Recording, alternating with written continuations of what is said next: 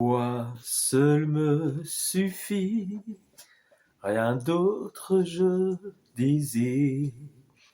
Ce qui m'était si cher, je considère comme une perte afin de te connaître.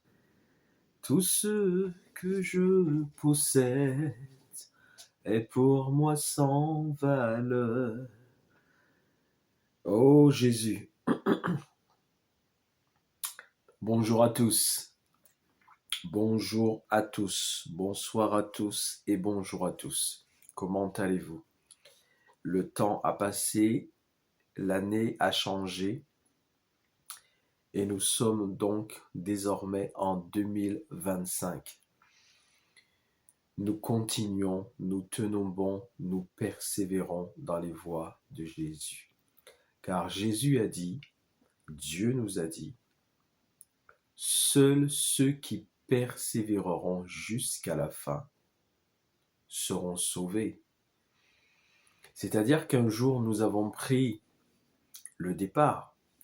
Sur la ligne de départ, nous étions au départ, nous avons pris le départ. C'est lorsque nous avons dit à Jésus, oui, je reconnais que tu es le sauveur du monde. Je reconnais que tu es celui qui est venu pour me délivrer de mes péchés. Et je te demande pardon pour tous mes péchés, pour toutes mes fautes, pour toutes mes erreurs. Je me repens et je t'accepte, je te reçois comme mon sauveur et comme mon Seigneur. Alors, en fonction de chacun de nous, le temps a passé et la durée depuis le jour où nous avons pris ce départ n'est pas forcément la même durée pour chacun de nous. Pour certains, ça fait peut-être juste une semaine. Pour d'autres, 2 mois, 4 mois, 6 mois. Et pour d'autres encore, ça fait des années. Mais ce qui est important, ce n'est pas la durée. Ce qui est important, c'est d'être sûr de passer la ligne d'arrivée, d'être encore présent pour passer la ligne d'arrivée. C'est ce qui est important. Comment allez-vous? Que Dieu vous bénisse et que Dieu nous bénisse ensemble. Ça fait un certain temps que vous ne m'avez pas entendu, il s'est passé des choses depuis, mais je suis toujours là par la grâce du Seigneur Jésus et je continue parce que je veux passer la ligne d'arrivée. Donc je ne veux surtout pas m'arrêter en si bon chemin, car c'est le bon chemin. Le bon chemin, c'est celui dans lequel on marche lorsqu'on emprunte la voie dans laquelle Jésus-Christ nous invite à marcher, le sentier étroit qui conduit à la vie éternelle. Alors, le message que je vous apporte, le premier message que je vous apporte en 2025, ce message parle de la croix. La croix, ça nous arrive de voir encore des croix, heureusement, à bien des endroits où nous pouvons passer.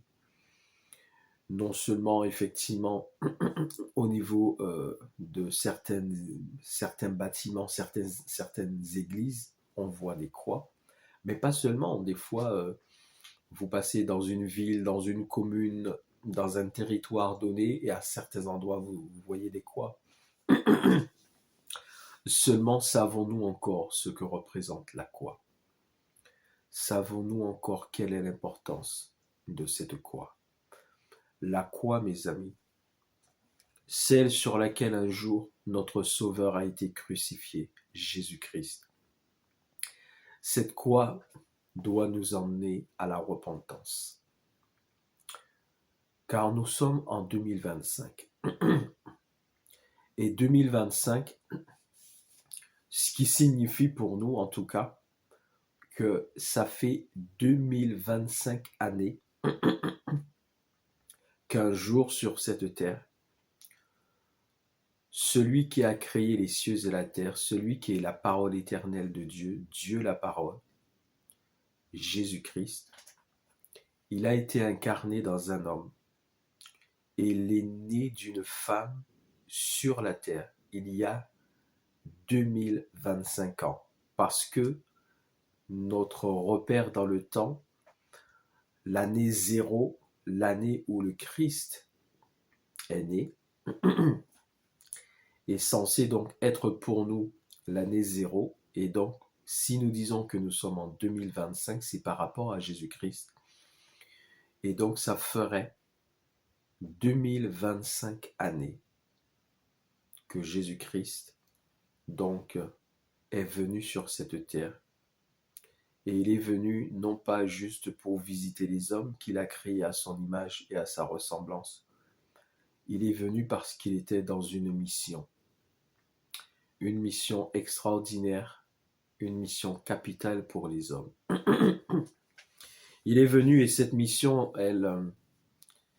elle s'est réalisée d'une manière particulière lorsqu'il a accepté, lorsqu'il s'est laissé faire et qu'il a accepté d'être crucifié sur une croix en Israël, au mont Golgotha, le mont du crâne.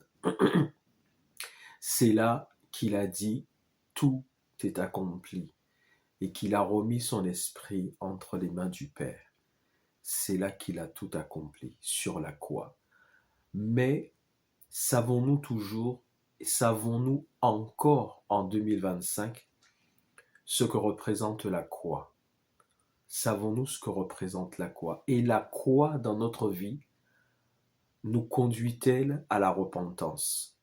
Ou aujourd'hui regardons-nous cette croix de manière banale? Cela s'est-il banalisé dans nos vies? Lorsqu'on parle de la croix, lorsqu'on pense à la croix, là où notre Sauveur a été crucifié, est-ce que c'est quelque chose qui nous parle encore? Et est-ce que cela nous conduit à la repentance? Ou est-ce que c'est devenu tellement banal que on n'y porte plus aucune importance? Même jusqu'à certains qui veulent vous démontrer que Jésus n'aurait pas été crucifié à la croix. Vous savez, quel que soit ce que les gens feront et diront, quel que soit, mes amis, nous sommes à l'ère du digital, nous sommes à l'ère de l'intelligence artificielle. Ce sont les robots qui vont prendre les commandes sur les hommes.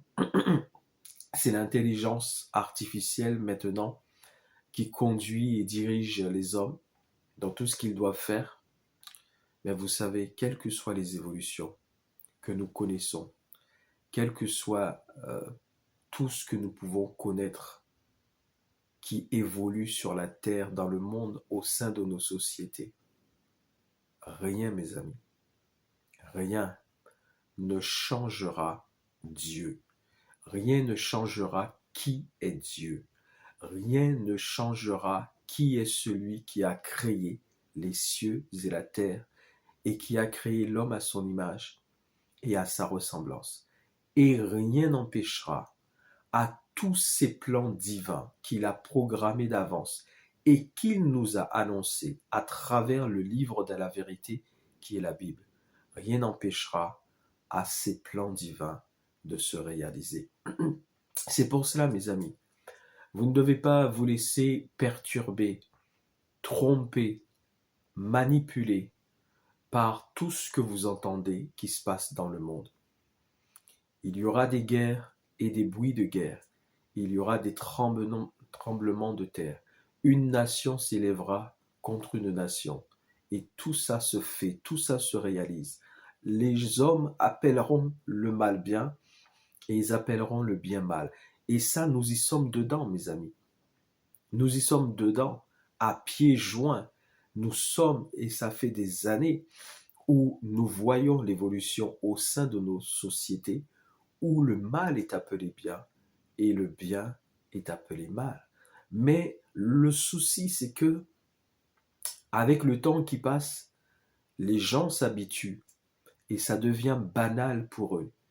Et ils perdent la conscience de ce que Dieu leur demande de maintenir comme vie spirituelle afin de ne pas s'endormir et de ne pas rater le coche, de ne pas rater ce grand rendez-vous qui est l'enlèvement de l'Église, où Jésus-Christ, apparaissant sur les nuées, viendra enlever son épouse.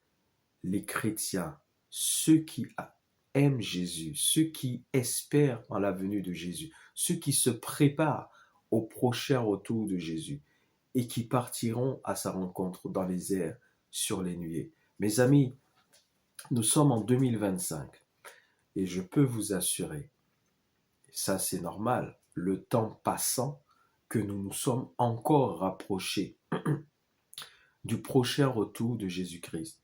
Mais je peux vous assurer que ce prochain retour, il est imminent. Il est imminent, mes amis. C'est peut-être vrai pour beaucoup d'entre nous et d'entre vous. Vous entendez parler de ça il y a des années et des années. Certains disent oui, ce sont toujours les mêmes choses.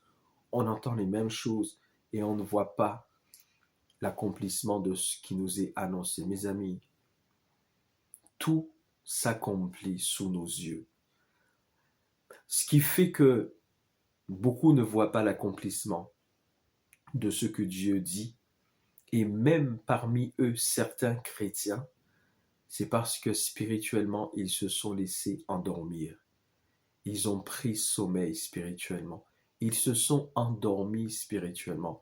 Et les choses se réalisent sous leurs yeux et ils ne les voient même plus. Ils ne les voient même pas. Ils ne reconnaissent même pas ce que Dieu nous a annoncé d'avance et qui se réalise sous nos yeux. Mes amis, je peux vous assurer, nous sommes en 2025. Le retour du Christ est vraiment très proche. Très très proche. Et nous sommes dans une décennie où nous allons vers 2030, puisque nous sommes en 2025, dans une décennie où nous allons vers 2030. Et je peux vous assurer qu'il ne reste plus beaucoup de temps. Alors, s'il y a des chrétiens qui se sont laissés endormir et qui sont endormis spirituellement, il est temps de se réveiller. Il est temps de vous réveiller. Parce que lorsque vous devez faire un voyage, vous préparez tout ce qu'il faut pour faire le voyage. Et lorsque la date arrive, vous êtes prêt pour ne pas rater le moyen par lequel vous allez voyager. Et cela est tout aussi vrai pour le retour de Jésus. À la différence, c'est que concernant les voyages que vous pouvez faire, que nous pouvons faire, nous connaissons la date de notre voyage. Mais concernant le retour de Jésus, nous ne connaissons pas la date. Mais seulement Dieu nous a donné des signes qui nous montrent que ça arrive. Et il faut se préparer, il faut se tenir prêt. Parce que ce soit pour le retour de Jésus, ou que ce soit pour une mort soudaine, on ne sait pas à quel moment ça peut arriver. Donc il faut toujours se tenir prêt. Mes amis, je vais vous parler de la croix. La croix qui doit nous conduire à la repentance et qui doit conduire tous les hommes à la repentance. Cette croix qui est certainement devenue tellement banale pour beaucoup de personnes qui, lorsqu'elles voient la croix, ça leur invoque plus rien du tout. Ça évoque plus rien du tout pour eux, pour elles, parce qu'elles ont perdu même le sens de ce que cela représente, la croix. Jésus-Christ a été crucifié à la croix. Et à ses côtés, à sa droite et à sa gauche, il y avait deux malfaiteurs. Il y avait deux brigands. Lui, il était au milieu, et à sa droite et à sa gauche, il y avait deux autres personnes, deux autres hommes qui étaient crucifiés comme lui. Et parmi ces deux hommes, mes amis, il y en a un, je peux le lire pour vous, dans l'évangile de Luc chapitre 15, le verset 39. Il y en a un, je lis, l'un des malfaiteurs crucifié, l'injuriait, l'un des malfaiteurs. Crucifié, comme Jésus, il était aussi crucifié. Et que faisait-il? Il injuriait Jésus. Il l'injuriait, disant, n'es-tu pas le Christ? N'es-tu pas le Christ? Sauve-toi toi-même et sauve-nous. L'un des malfaiteurs crucifiés comme Jésus injuriait Jésus, lui disant, mais n'es-tu pas le Christ? Sauve-toi toi-même et sauve-nous. Quelque part, il lui disait, mais prouve-le-nous, prouve-nous. Hein?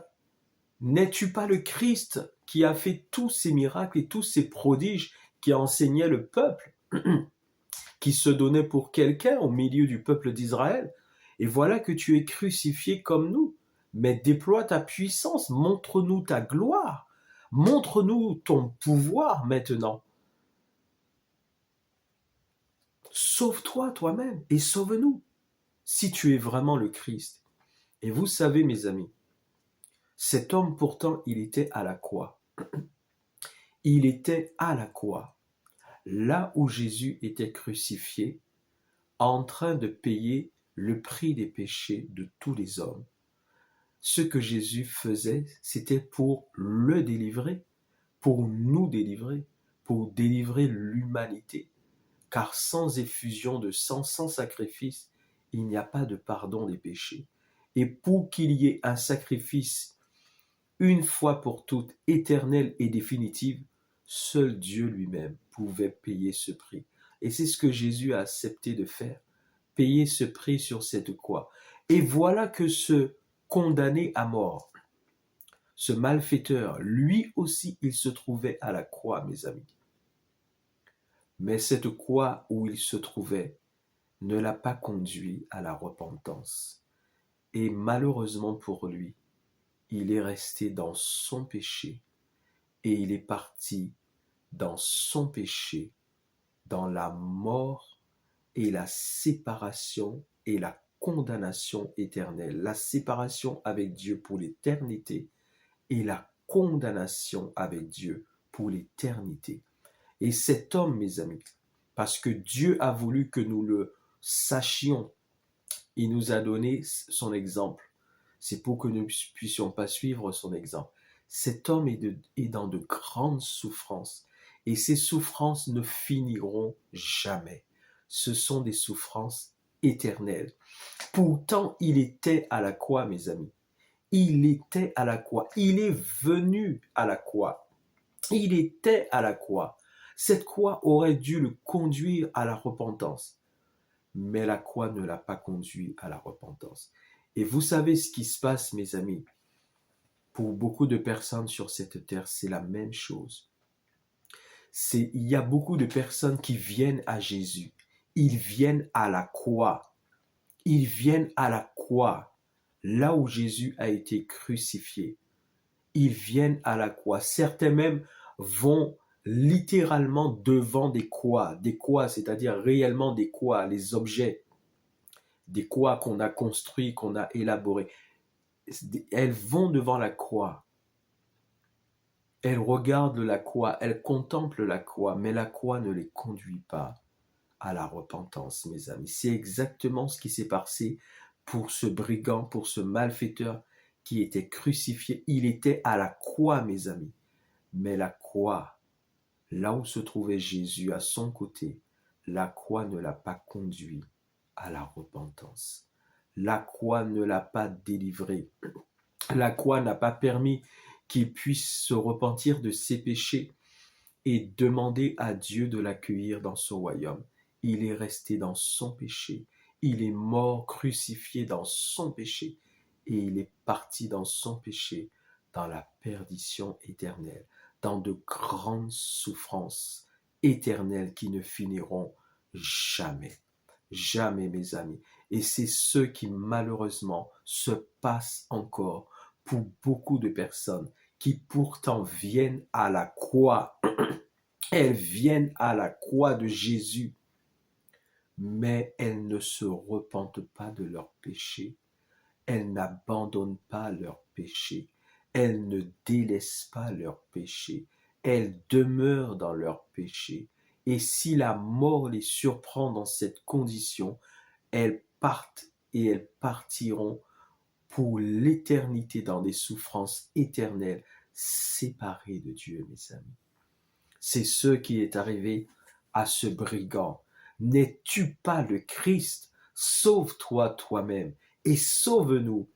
Et c'est ainsi qu'il faisait des reproches à Jésus. C'est ainsi qu'il injuriait Jésus. C'est ainsi qu'il méprisait Jésus. Et c'est ce que font beaucoup de personnes jusqu'à maintenant, qui pourtant elles viennent à la croix. Pourtant elles viennent à la croix, comme ce malfaiteur qui était présent à la croix où se trouvait Jésus, lui-même crucifié.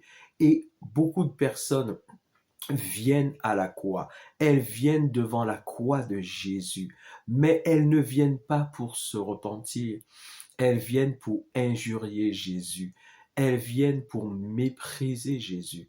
Elles viennent pour condamner Jésus, comme a fait ce brigand qui ne s'est pas repenti. Et ces personnes lèvent le poing devant Dieu pour dire à Dieu, soi-disant qu'il y a un Dieu, soi-disant que tu existes. Pourquoi il y a-t-il toutes ces guerres? Pourquoi il y a-t-il des enfants qui meurent? Pourquoi il y a-t-il la famine sur la terre? Comment un Dieu qui est bon peut-il permettre que toutes ces choses se fassent sur la terre? C'est exactement ce que font les personnes qui, comme ce brigand, comme ce malfaiteur, viennent à la croix de Jésus, mais non pas pour se repentir, mais pour accuser Dieu, accuser Jésus, injurier Dieu, mépriser Dieu, condamner Dieu, euh, comme s'il était l'auteur de toutes ces choses mauvaises qui se font sur la terre. Mes amis, nous sommes en 2025 et ce message, si vous l'entendez, c'est pour vous dire, s'il vous plaît, au nom de Jésus, s'il vous plaît, ne faites plus cela. Ne faites pas comme a fait ce brigand qui était à la croix et qui ne s'est pas repenti et qui est resté dans son péché et qui est mort dans son péché. Ne faites pas comme toutes ces personnes qui viennent à la croix de Jésus, mais non pas pour se repentir, mais pour accuser Jésus, pour condamner Jésus, pour mépriser Jésus et pour l'injurier. Ne faites pas ça. Ce que vous devez faire, ce que nous devons faire en venant à la croix de Jésus, c'est ce qu'a fait le deuxième brigand, parce qu'il y en avait deux. Il y en avait deux. Et le deuxième, c'est l'exemple de celui que nous devons suivre. Regardons ce qu'a fait le deuxième. Lui aussi, il était crucifié. C'était un malfaiteur. C'était un brigand. Il était lui aussi à la croix. Il était là où Jésus était crucifié. Regardons sa réaction. Le deuxième brigand, lui, il dit, mais l'autre, le reprenait. L'autre brigand, l'autre malfaiteur, qui lui aussi était à la croix, qui lui aussi était crucifié, il reprenait le premier, celui qui était en train de mépriser et d'injurier Jésus, l'autre, lui, il le reprenait. Il le reprenait en lui disant, ne crains-tu pas Dieu? Ne crains-tu pas Dieu? Toi qui subis la même condamnation. Pour nous, c'est justice. Pour nous deux, nous les deux brigands, les deux malfaiteurs qui sommes condamnés et crucifiés. C'est la justice. Pour nous, c'est normal ce qui nous arrive. Pour nous, c'est justice, car nous recevons ce qu'ont mérité, ce qu'ont mérité nos crimes. Nous recevons ce qu'ont mérité nos crimes. Mais celui-ci n'a rien fait de mal. Et il va dire à Jésus, souviens-toi de moi quand tu viendras dans ton règne. Voici la bonne attitude, mes amis. Quand nous venons à la croix de Jésus, c'est pour nous repentir, pour reconnaître notre péché, pour confesser que Jésus-Christ est roi, qu'il est Dieu, qu'il est Seigneur et qu'il est le Sauveur dont nous avons besoin. Et il dit à Jésus, souviens-toi de moi quand tu viendras dans ton règne. Il a commencé premièrement par confesser son péché, par reconnaître son péché, par attester son péché, par reprendre l'autre qui s'en prenait à Jésus. Et une fois qu'il a confessé son péché, il a demandé à Jésus, en confessant que Jésus est Dieu, que Jésus est roi, que Jésus est le sauveur du monde, il a dit à Jésus, souviens-toi de moi quand tu viendras dans ton règne. Et alors, mes amis, Jésus va lui dire, Jésus donc lui répondit, je te le dis en vérité, aujourd'hui même, tu seras avec moi dans le paradis. En vérité, je te le dis, aujourd'hui même, tu seras avec moi dans le paradis. Vous voyez, mes amis, vous voyez, la croix doit nous conduire à la repentance, mes amis. L'autre brigand, malheureusement, n'a pas compris cela. Il était en colère. Il en voulait à Jésus. Il injuriait Jésus. Il méprisait Jésus alors qu'il était à la croix. Mais cette croix ne l'a pas conduit à la repentance. Et il est resté dans son péché. Et il est mort dans son péché, condamné à souffrir éternellement. Mais tandis que l'autre, heureusement, lui, il s'est repenti. Il était lui aussi à la croix où se trouvait Jésus. Mais heureusement, cette croix, pour lui, a produit le bon effet et l'a conduit à la repentance. Et au lieu de lever le poing contre Jésus, lui, au contraire, il reconnaissait que le châtiment qu'il subissait était mérité. C'était les conséquences de son péché.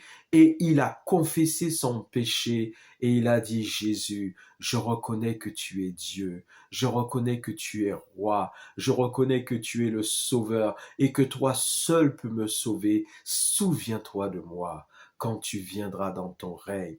Et Jésus lui a pardonné. À l'instant même, ses péchés ont été pardonnés, effacés. Il en a été délivré. Et Jésus lui a dit, aujourd'hui même, tu seras avec moi dans le paradis. Alors, mes amis, si vous aviez l'habitude de lever le poing contre Dieu, si lorsque vous venez à la croix de Jésus, c'est avec colère, c'est pour vous en prendre à lui, ne faites plus ça, s'il vous plaît. Arrêtez.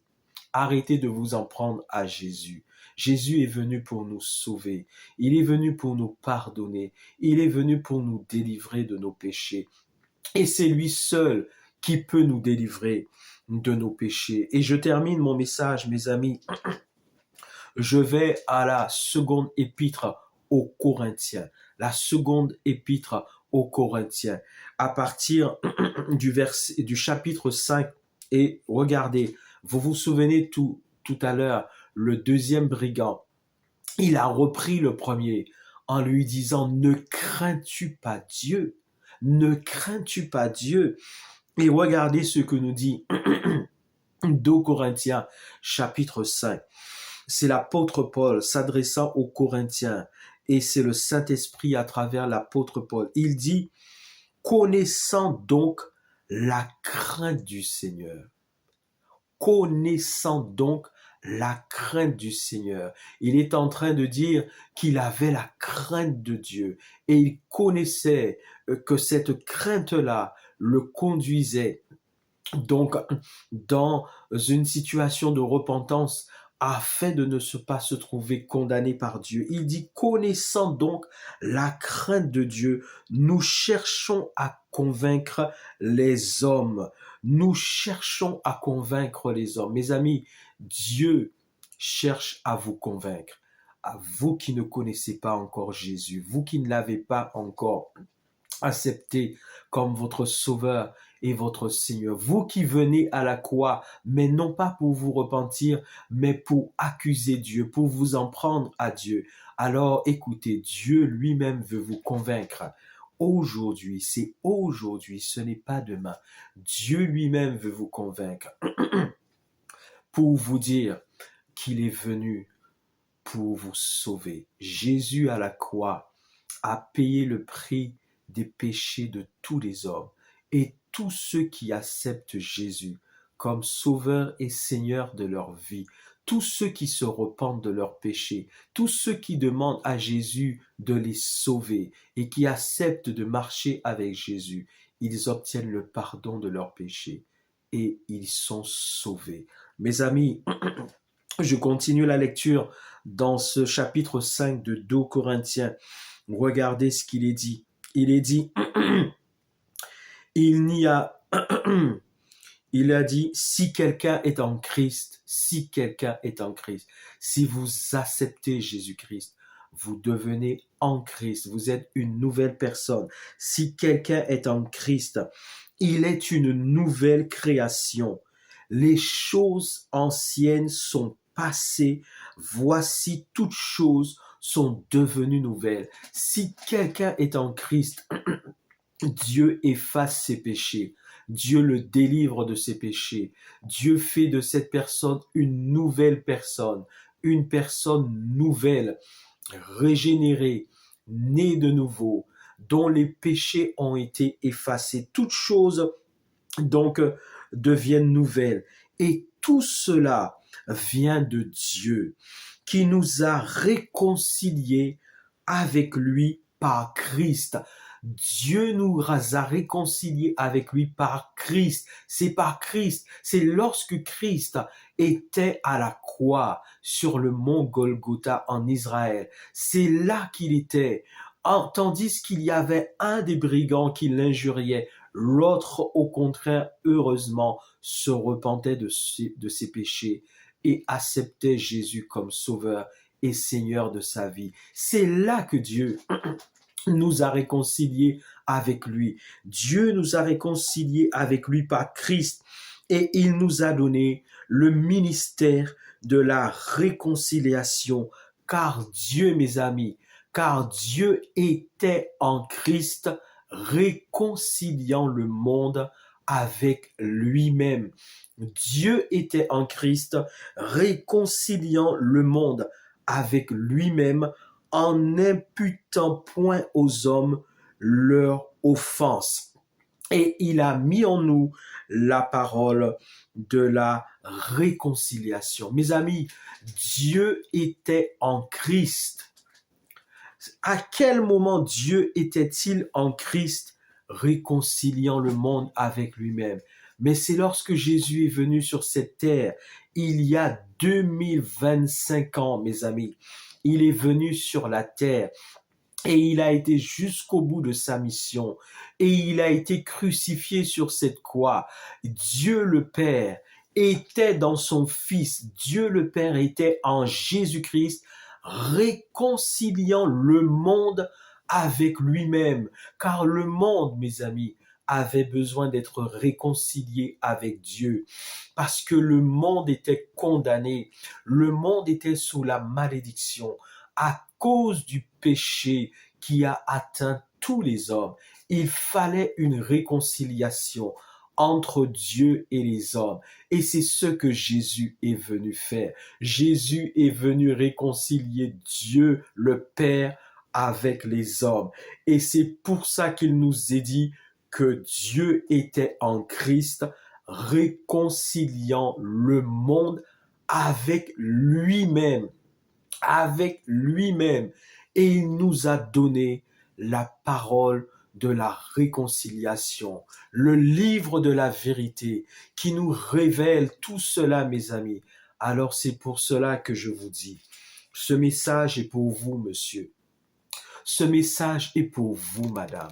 Vous qui venez à la croix, mais qui, en venant à la croix, ne venez pas pour vous repentir de vos péchés, mais vous venez pour faire la guerre à Dieu. Vous venez pour vous en prendre à Dieu. Vous venez pour mépriser Dieu, pour injurier Dieu, pour lui faire des reproches. Il faut maintenant que vous compreniez que cette attitude, ce comportement, malheureusement, ne pourra pas vous délivrer de vos péchés. En venant à la croix de Jésus, vous devez venir pour vous repentir de vos péchés, pour faire comme le deuxième brigand, le deuxième malfaiteur repentant.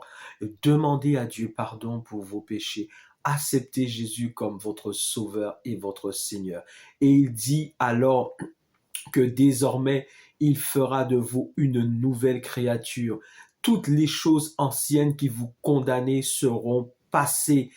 Tout deviendra nouveau. Toutes les choses deviendront nouvelles de votre vie. Et désormais, vous serez réconciliés avec Dieu par Jésus-Christ.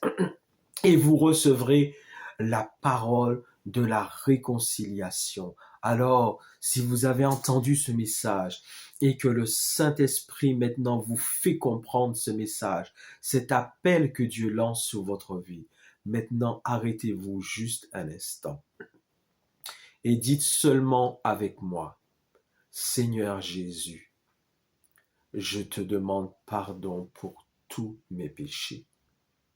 Je me repens de tous mes péchés. Enlève mes péchés. Enlève ma condamnation. Jésus, fais de moi une nouvelle créature, une nouvelle création.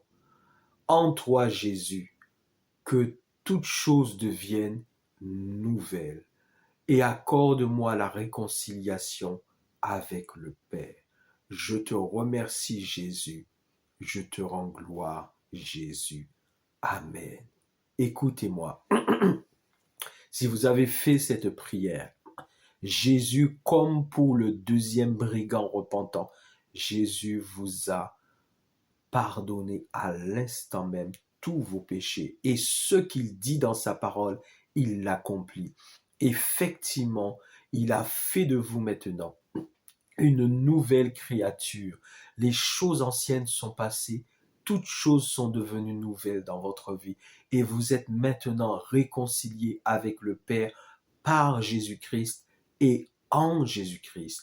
Maintenant, ce qu'il vous faut, c'est garder cette réconciliation que vous venez d'obtenir avec Dieu le Père. C'est demeurer dans cette réconciliation que vous venez d'obtenir avec Dieu le Père. Vous devez garder et maintenir cette réconciliation. Vous devez demeurer dans le pardon que Dieu vous a accordé en Jésus-Christ. Alors pour cela, vous devez lire la parole de Dieu. Vous devez lire la Bible. Si vous en avez une, prenez-la. Si vous n'en avez pas, achetez-en une et lisez cette Bible. Et pour vous faciliter les choses, vous pouvez commencer par les évangiles. C'est la deuxième partie de votre Bible qui commence par là où Jésus justement est venu sur la terre accomplir, rencontrer les hommes et accomplir cette mission consistant à s'offrir en sacrifice pour que les hommes soient pardonnés de leurs péchés. Le premier évangile, c'est celui de Matthieu. Ensuite, vous avez l'évangile de Marc. Ensuite, l'évangile de Luc. Et ensuite, l'évangile de Jean. Vous pouvez commencer par lire les évangiles. Et quand vous lisez, priez Jésus simplement, comme nous sommes en train de parler en ce moment. Parlez à Jésus. Demandez-lui de vous faire comprendre ce que vous lisez. Et ensuite, en lisant votre Bible, ayez une lecture régulière et quotidienne de la parole de Dieu. Prenez l'habitude de prier, de passer du temps avec Dieu, dans sa présence, en lui parlant tout simplement. Et demandez à Dieu, demandez à Jésus-Christ de vous conduire dans une église chrétienne où vous allez pouvoir rencontrer d'autres chrétiens, vivre votre foi chrétienne et partager la vie chrétienne avec les autres chrétiens qui, comme vous, ont accepté Jésus dans leur vie. Faites ceci dans la paix de Jésus-Christ, ne vous détournez plus jamais de ce chemin. Ne vous détournez plus jamais de ce chemin. Restez accrochés à Jésus-Christ. Venir à Jésus, l'accepter comme notre Sauveur et notre Seigneur, ne signifie pas que tout sera facile, que tout sera simple. Non, ce n'est pas vrai. Mais vous avez la garantie que Jésus sera toujours avec vous, quel que soit le chemin par lequel vous passez. Je prie que tous ceux qui viennent à la croix de Jésus se repentent de leurs péchés et demeure dans la repentance et dans la réconciliation avec Dieu, parce que le Jésus-Christ revient très bientôt, très très très bientôt. Jésus-Christ revient très bientôt. Je peux vous assurer que Jésus-Christ revient très bientôt. Il faut se préparer. Il faut être prêt. Et pour se préparer, c'est très simple. La parole de Dieu que vous devez lire quotidiennement. Passez du temps avec Dieu dans la prière. Fréquentez une communauté chrétienne. Gardez une vie chrétienne saine. C'est ça qui va vous préparer pour que lorsque Jésus viendra prendre son épouse, si vous êtes encore vivant à ce moment-là, alors que vous fassiez partie, que nous fassions partie de ceux qui seront enlevés pour aller à la rencontre de Jésus et pour entrer définitivement dans la gloire céleste. Que Dieu vous bénisse, que Dieu nous bénisse ensemble. Gardons la repentance au pied de la croix, au pied de Jésus. Demeurons toujours dans la repentance, dans la réconciliation avec Jésus-Christ, avec Dieu le Père et le Saint-Esprit qui nous aide à faire tout cela. Que Dieu vous bénisse. À bientôt pour un prochain message.